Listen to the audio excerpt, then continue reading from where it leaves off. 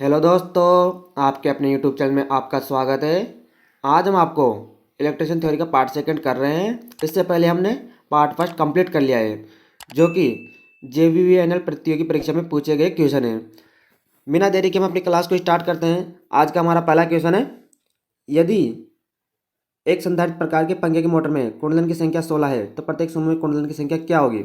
आपको बताना है, यदि एक कैपेसिटर प्रकार के पंखे की मोटर में कुंडलन की संख्या 16 है तो प्रत्येक समूह में कुंडलन की संख्या क्या होगी। तो इसका राइट आंसर होगा ऑप्शन सी, इसमें 8 कोयल होंगी, क्योंकि इसमें कुंडलों की संख्या कुंडलन की कुल संख्या के आधी होती है।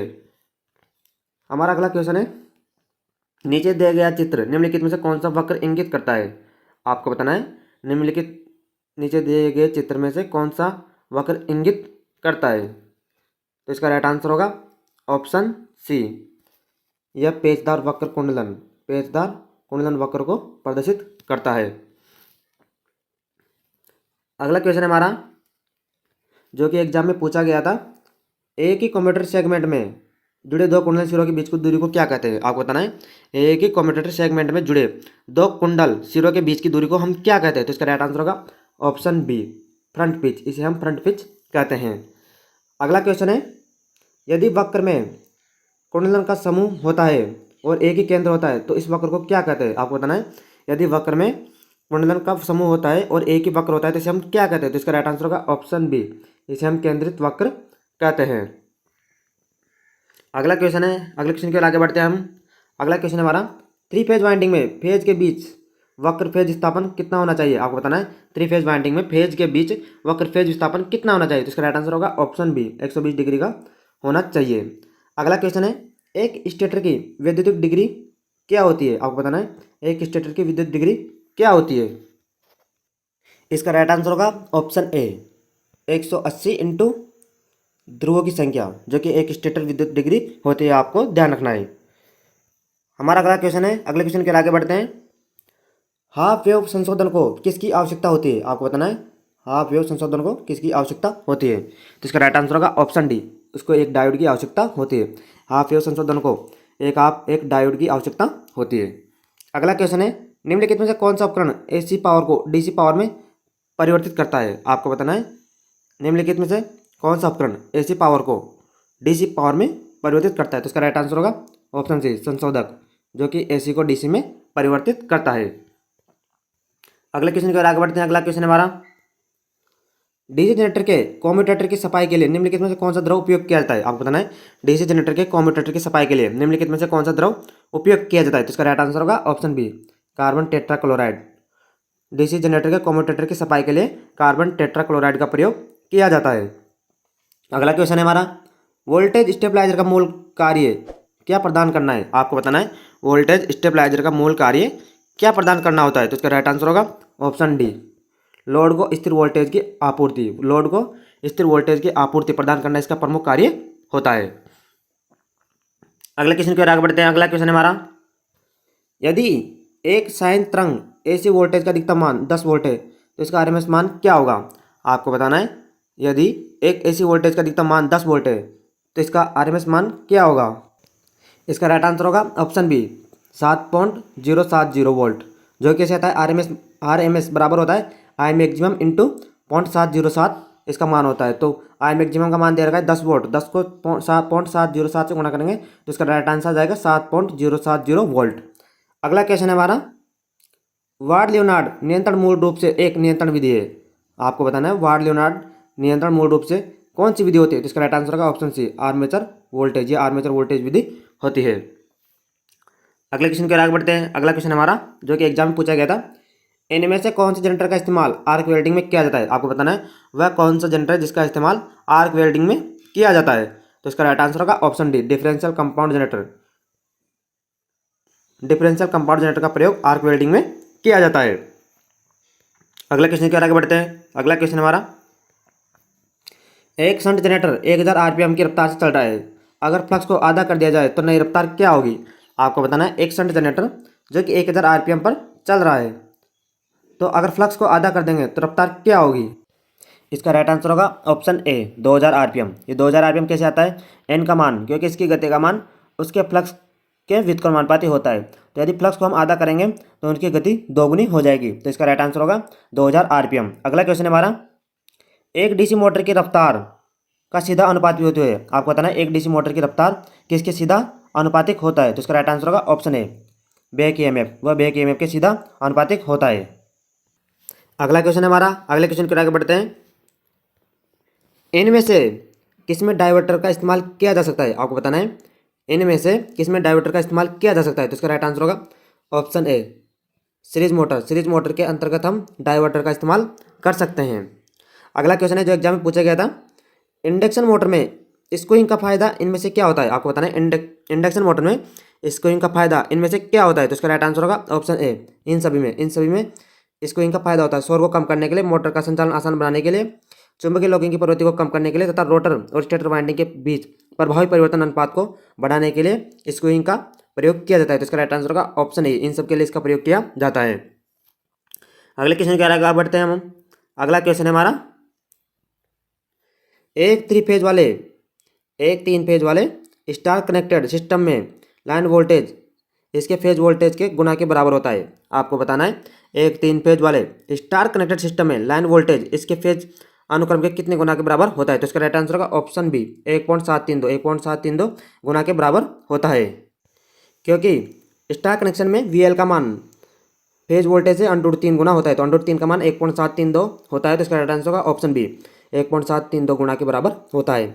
अगला क्वेश्चन है हमारा, हेयर ड्रायरों में इनमें से कौन से मोटर का इस्तेमाल किया जाता है। आपको बताना है हेयर ड्रायरों में इनमें से कौन से मोटर का इस्तेमाल किया जाता है। तो इसका राइट आंसर होगा ऑप्शन ए, हेयर ड्रायर में शेडेड पोल इंडक्शन मोटर का प्रयोग किया जाता है। बहुत ही इंपॉर्टेंट क्वेश्चन है, आपको ध्यान रखना है हेयर ड्रायर में शेडेड पोल मोटर का प्रयोग किया जाता है। अगले क्वेश्चन के आगे बढ़ते हैं। अगला क्वेश्चन हमारा, इनमें से कौन से उपकरण का इस्तेमाल सर्किट पर रुकावट डाले बिना करंट को मापने के लिए किया जाता है। आपको बताना है इनमें से कौन से उपकरण का इस्तेमाल सर्किट पर रुकावट डाले बिना करंट को मापने के लिए किया जाता है। तो इसका राइट आंसर होगा ऑप्शन ए, टोंग टेस्टर। इसमें हम टोंग टेस्टर का इस्तेमाल करते हैं। अगला क्वेश्चन है, अगले क्वेश्चन के आगे बढ़ते हैं। एक KWH मीटर एक प्रकार का उपकरण है। आपको बताना है एक KWH मीटर एक किस प्रकार का उपकरण होता है। तो इसके राइट आंसर होगा ऑप्शन बी, यह इंटीग्रेटिंग प्रकार का एक उपकरण होता है। आपको ध्यान रखना है KWH मीटर जो कि इंटीग्रेटिंग प्रकार का उपकरण होता है। अगला क्वेश्चन है हमारा, जब 50 हर्ट्ज की 3 फेज वाला इंडक्शन मोटर 2% स्लिप पर काम कर रहा हो तो रोटर करंट की फ्रीक्वेंसी का मान क्या होगा। आपको बताना है एक 50 हर्ट्ज का 3 फेज वाला इंडक्शन मोटर 2% की स्लिप पर काम कर रहा हो तो रोटर की फ्रीक्वेंसी का मान क्या होगा। इसका राइट आंसर होगा ऑप्शन ए, 1 हर्ट्ज। तो इसकी रोटर करंट फ्रीक्वेंसी का मान 1 हर्ट्ज होगा। अगले क्वेश्चन के आगे बढ़ते हैं। अगला क्वेश्चन हमारा, इनमें से कौन सी धातु का इस्तेमाल एडी करंट डिस्क में किया जाता है। आपको बताना है वह कौन सी धातु है जिसका इस्तेमाल एडी करंट डिस्क में किया जाता है। तो इसका राइट आंसर होगा ऑप्शन ए, एल्यूमिनियम। एल्यूमिनियम धातु का प्रयोग एडी करंट डिस्क में किया जाता है। अगला क्वेश्चन है, इनमें से किस प्रकार का भार शून्य पावर फैक्टर होता है। आपको बताना है इनमें से किस प्रकार के भार में शून्य पावर फैक्टर होता है। तो इसका राइट आंसर होगा ऑप्शन सी, ए व बी दोनों। शुद्ध संधारित्र भार और शुद्ध प्रेरित्र भार में शून्य पावर फैक्टर का मान शून्य होता है। अगले क्वेश्चन के आगे बढ़ते हैं। अगला क्वेश्चन हमारा जो एग्जाम में पूछा गया था, बहुत ही इंपॉर्टेंट क्वेश्चन है। इनमें से कौन से मोटर का फेज विस्थापन 60 डिग्री पर होता है। आपको बताना है इनमें से कौन से मोटर का फेज विस्थापन 60 डिग्री पर होता है। तो इसका राइट आंसर होगा ऑप्शन ई, 6 फेज मोटर का विस्थापन जो कि 60 डिग्री पर होता है। अगला क्वेश्चन है, स्प्रिंगों के लिए फास्फर ब्रॉन्ज एलॉय का इस्तेमाल उपकरणों को दर्शाने के लिए किया जाता है क्योंकि इसमें होता है। आपको बताना है स्प्रिंगों के लिए फास्फर ब्रॉन्ज एलॉय का इस्तेमाल उपकरणों को दर्शाने में किया जाता है क्योंकि इसमें क्या होता है। तो इसका राइट आंसर का ऑप्शन सी, इसमें कम विशिष्ट प्रतिरोध होने के कारण इसका इस्तेमाल इनमें किया जाता है। अगला क्वेश्चन के आगे बढ़ते हैं। अगला क्वेश्चन हमारा, सापेक्ष विद्युतशीलता को किस ब्रिज के द्वारा मापा जा सकता है। आपको बताना है सापेक्ष विद्युतशीलता को ब्रिज के द्वारा मापा जा सकता है। तो इसका राइट आंसर का ऑप्शन डी, शेयरिंग ब्रिज के द्वारा हम सापेक्ष विद्युतशीलता को माप सकते हैं। अगले क्वेश्चन के आगे बढ़ते हैं। अगला क्वेश्चन हमारा, मुख्य रूप से मानवीय गलतियों के कारण होने वाली त्रुटियां हैं। आपको बताना है वह कौन सी त्रुटियां जो मानवीय गलतियों के कारण होती है। तो इसका राइट आंसर का ऑप्शन ए, सकल त्रुटि जो कि मानवीय गलतियों के कारण होती है। अगला क्वेश्चन है, लेड एसिड बैटरी की स्थिति क्या है अगर हाइड्रोमीटर का विशिष्ट गुरुत्व पाटन 1.22 दिखाता है। आपको बताना है लेड एसिड बैटरी की स्थिति क्या है अगर हाइड्रोमीटर के विशिष्ट गुरुत्व का पाटन 1.22% दर्शाता है। तो इसका राइट आंसर का ऑप्शन बी, वह 60% चार्ज है। 60% चार्ज पर वह विशिष्ट गुरुत्व का पठन 1.22 दर्शाता है। और आपको बताना है फुल चार्ज पर तथा डिस्चार्ज पर हाइड्रोमीटर विशिष्ट गुरुत्व का पाटन कितना दर्शाता है। कमेंट्स बॉक्स में आपको बताना है। अगले क्वेश्चन के आगे बढ़ते हैं। वह विद्युत चुंबकीय डिवाइस है जिसका इस्तेमाल किसी आर्मेचर में ग्राउंडेड सर्किट और ओपन कॉइल का पता लगाने और ढूंढने के लिए किया जाता है। आपको बताना है वह कौन सा विद्युत चुंबकीय डिवाइस है जिसका इस्तेमाल किसी आर्मेचर में ग्राउंडेड शॉर्टेड और कॉइल का पता लगाने के लिए या ढूंढने के लिए किया जाता है। तो इसका राइट आंसर का ऑप्शन है एक्सटर्नल एक्सटर्नल ग्रोलर का प्रयोग, जो कि आर्मेचर के grounded shorted and open coil का पता लगाने के लिए इसका प्रयोग किया जाता है। अगला क्वेश्चन है हमारा, ताप युग्मक का उपयोग करते हुए वोल्टमीटर का मापन करता है। आपको बताना है ताप युग्मक का प्रयोग करते हुए वोल्टमीटर किसका मापन करता है। तो इसका राइट आंसर का ऑप्शन बी आरएमएस, वो आरएमएस का मापन करता है। अगले क्वेश्चन के आगे बढ़ते हैं। अगला क्वेश्चन है हमारा, वोल्टमीटर के अंशांकन के लिए का प्रयोग किया जाता है। आपको बताना वोल्टमीटर के अंशांकन के लिए किसका प्रयोग किया जाता है। तो इसका राइट आंसर का ऑप्शन बी विभव मापी, इसमें हम विभव मापी का प्रयोग करते हैं।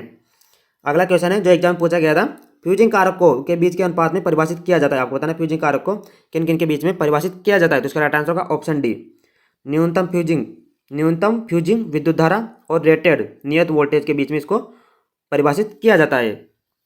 अगले क्वेश्चन के आगे बढ़ते हैं। अगला क्वेश्चन हमारा, एक 0 से 100 वोल्ट वोल्टमीटर में 100 मापक भाग है जिन्हें आधा भाग तक पढ़ा जा सकता है। तो वोल्टमीटर में वियोजन का मान क्या होगा।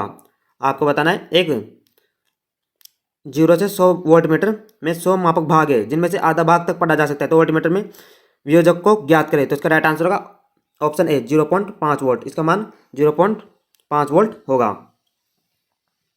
अगले क्वेश्चन के आगे बढ़ते हैं। अगला क्वेश्चन हमारा, शेतील्य हानि किस पर निर्भर करती है। आपको बताना है शेतील्य हानि पर निर्भर करती है। तो इसका राइट आंसर होगा ऑप्शन ई इन सब पर। शेतील्य हानि जो कि पदार्थ के आयतन, पदार्थ के वर्ग, आवृत्ति तथा अभिभाव घनत्व पर त्रिपुरों पर निर्भर करती है। तो इसका राइट आंसर होगा ऑप्शन ई। अगला क्वेश्चन है जो एग्जाम पूछा गया था, एक डीसी मशीन में कुंडलियों 72 संख्या का उपयोग किया जाता है। तो दिक्वर्तक खंडों की संख्या क्या होगी। आपको बताना है एक डीसी मशीन में कुंडलियों 72 संख्या का उपयोग किया गया है, 72 कुंडलियों का प्रयोग किया गया है। तो दिक्परिवर्तक खंडों की संख्या क्या होगी। तो इसका राइट आंसर होगा ऑप्शन सी, इसमें दिक्वर्तक खंडों की संख्या भी 72 ही होगी। अगला क्वेश्चन है हमारा, डीसी मशीन में मुख्य क्षेत्र अभिभाव या फ्लक्स वितरण का आकार है। आपको बताना डीसी मशीन में जो विद्युत चुंबकीय फ्लक्स होता है उसका आकार कैसा होता है। तो इसका राइट आंसर का ऑप्शन बी समलंबाकार, इसका आकार समलंबाकार होता है। अगला क्वेश्चन हमारा, निम्नलिखित मोटरों में से किसमें ऋणात्मक गति विनिमय होती है। आपको बताना है वह कौन सी मोटर है जिसमें ऋणात्मक गति विनिमय होती है। तो इसका राइट आंसर होगा option C differential compound motor. Differential compound motor का गति विनिमय ऋणात्मक होता है। अगले क्वेश्चन के आगे बढ़ते हैं हमारा। अगला क्वेश्चन है हमारा, निम्नलिखित में से क्या मशीन की घूर्णी हानियों का प्रतिनिधित्व करता है। आपको बताना है निम्नलिखित में से क्या मशीन की घूर्णी हानियों का प्रतिनिधित्व करता है। तो इसका राइट आंसर होगा ऑप्शन सी घर्षण और वायु घर्षण हानियाँ, जो कि मशीन की घूर्णी हानियों का प्रतिनिधित्व करता है। अगला क्वेश्चन को आगे बढ़ते हैं। अगला क्वेश्चन हमारा, पूर्ण भार स्थिति के तहत निम्नलिखित में से कौन से परीक्षण किए जाते हैं।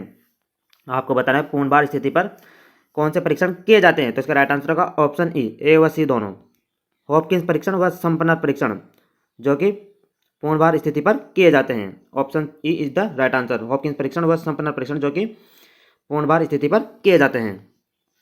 अगले क्वेश्चन की ओर बढ़ते हैं हम। अगला क्वेश्चन हमारा, डीसी मशीन में स्लॉट वेजेस से निर्मित होते हैं। आपको बताना है डीसी मशीन में स्लॉट किससे निर्मित होते हैं। तो इसका राइट आंसर होगा ऑप्शन सी तंतु से निर्मित होते हैं। डीसी मशीन में स्लॉट वेसेज जो कि तंतु से निर्मित होते हैं। अगला क्वेश्चन के आगे बढ़ते हैं। अगला क्वेश्चन हमारा, एक डीसी मोटर के चालक के घूर्णन की दिशा के द्वारा निर्धारित की जा सकती है। आपको बताना है एक डीसी मोटर के चालक के घूर्णन की दिशा किसके द्वारा निर्धारित की जा सकती है। तो इसका राइट आंसर होगा ऑप्शन बी फ्लेमिंग के बाएं हाथ के नियम। फ्लेमिंग के बाएं हाथ के नियम के द्वारा हम डीसी मोटर के चालक के घूर्णन की दिशा को निर्धारित कर सकते हैं। अगला क्वेश्चन के आगे बढ़ते हैं। अगला क्वेश्चन है, डीसी कंपाउंड मोटर में क्षेत्र नियामकों के द्वारा प्रदान किया जाता है। आपको बताना है डीसी कंपाउंड मोटर में क्षेत्र नियामकों के द्वारा प्रदान किया जाता है। तो इसका राइट आंसर होगा ऑप्शन है क्षेत्रीय विभव फ्लक्स के नियंत्रण के द्वारा प्रदान किया जाता है। अगला क्वेश्चन है, यदि केबल की लंबाई 2 गुनी हो जाती है तो इसकी धारिता सी क्या होगी। आपको बताना है यदि किसी केबल की लंबाई 2 गुनी हो जाती है तो इसकी धारिता सी का मान क्या होगा। तो इसका राइट आंसर होगा ऑप्शन सी इसकी धारिता का मान भी 2 गुना हो जाएगा। अगले क्वेश्चन की ओर आगे बढ़ते हैं। फोटोकॉपी मशीन किस सिद्धांत पर कार्य करती है? आपको बताना है फोटोकॉपी मशीन किस सिद्धांत पर कार्य करती है? तो इसका राइट आंसर होगा ऑप्शन ए, स्थिर विद्युत प्रभाव। यह स्थिर विद्युत प्रभाव के सिद्धांत पर कार्य करती है। आपको ध्यान रखना, बहुत ही इंपॉर्टेंट क्वेश्चन है। फोटोकॉपी मशीन जो कि स्थिर विद्युत प्रभाव पर कार्य करती है। अगला क्वेश्चन क्या, आगे बढ़ते हैं। अगला क्वेश्चन है हमारा, जब समान प्रतिरोध R के n प्रतिरोधक को एक श्रेणी क्रम में संयोजित किया जाता है तो प्रभावी प्रतिरोध का मान क्या होगा? आपको बताना है, जब समान प्रतिरोध R के n प्रतिरोधक जो कि श्रेणी क्रम में जुड़े हैं तो प्रभावी प्रतिरोधक का मान क्या होगा? तो इसका राइट आंसर का ऑप्शन डी, NR। उसके प्रभावी प्रतिरोधक का मान NR होता है। अगला क्वेश्चन क्या, आगे बढ़ते हैं। अगला क्वेश्चन है, निम्न में से कौन सा उपकरण डीसी को पारित होने की अनुमति नहीं देता है? आपको बताना है निम्नलिखित में से कौन सा उपकरण जो कि डीसी को पारित होने की अनुमति नहीं देता है? तो इसका राइट आंसर होगा कैपेसिटर, ऑप्शन बी, जो कि संधारित्र है जो कि डीसी को पारित होने की अनुमति नहीं देता है। यह डीसी को रोक लेता है, वह एसी को प्रवाहित होने की अनुमति देने वाला उपकरण है। अगला क्वेश्चन क्या, आगे बढ़ते हैं, जो एग्जाम में पूछा गया था। एक जनरेटर का एक भाग जो कुंडली से बाह्य परिपथ तक विद्युत धारा को पारित करता है वह है? आपको बताना है एक जनरेटर का एक भाग जो कुंडली से बाह्य परिपथ तक विद्युत धारा को पारित करता है वह कौन सा है? तो इसका राइट आंसर होगा ब्रश। ब्रश के द्वारा विद्युत धारा को प्रवाहित करते हैं। अगला क्वेश्चन है, भंवर धारा निम्नलिखित में से कौन सा उपयोग है? भंवर धारा का निम्नलिखित में से कौन सा उपयोग होता है? तो इसका राइट आंसर का ऑप्शन इन सब में भंवर धारा का प्रयोग होता है। विद्युत चुंबकीय ब्रेक में, मृद स्पंदित धारा माप में, गति मापक में और प्रेरण मोटर में इसका उपयोग होता है। अगले क्वेश्चन के आगे बढ़ते हैं। अगला क्वेश्चन हमारा लास्ट क्वेश्चन है, एक एसी रिले चुंबक में स्टेटर शोर को के उपयोग में समाप्त किया जा सकता है? आपको बताना है एक एसी चुंबक में स्टेटर के उपयोग के द्वारा समाप्त किया जा सकता है। तो इसका राइट आंसर होगा ऑप्शन सी, छायांकन तार के द्वारा हम इसको समाप्त कर सकते हैं। इसी के साथ आज की वीडियो हमारी यहीं समाप्त होती है। यदि आपको वीडियो अच्छी लगी हो तो हमारे चैनल को सब्सक्राइब जरूर करें और बेल आइकन को जरूर दबाएं तथा ऐसी ही वीडियो देखने के लिए आप कमेंट्स बॉक्स में आपको बताना कि हम आगे भी इस प्रकार की वीडियो बनाएं। इसी के साथ हम अपनी वीडियो को यहीं समाप्त करते हैं। धन्यवाद।